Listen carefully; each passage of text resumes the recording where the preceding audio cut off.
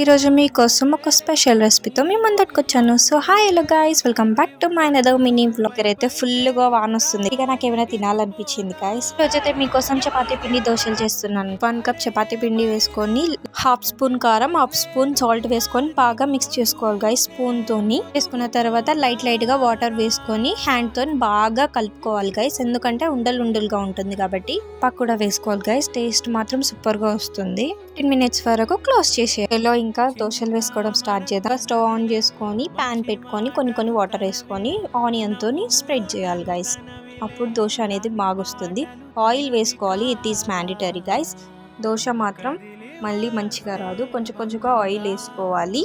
అయినా కానీ చపాతీ పిండితో దోశలు ఇస్తారా అని షాక్ అవ్వగలరు, కానీ మీరు ఒక్కసారి ట్రై చేయండి, సూపర్ గా వస్తుంది. మాక్సిమం 15 minutes వరకు బేక్ కావాలి. అయితే నా దోశ రెడీ అయిపోయింది గైస్. చలో ఇంకా టేస్ట్ చూద్దాము. టేస్ట్ మాత్రం సూపర్ గా వచ్చింది. నా బ్లాగ్ అండి.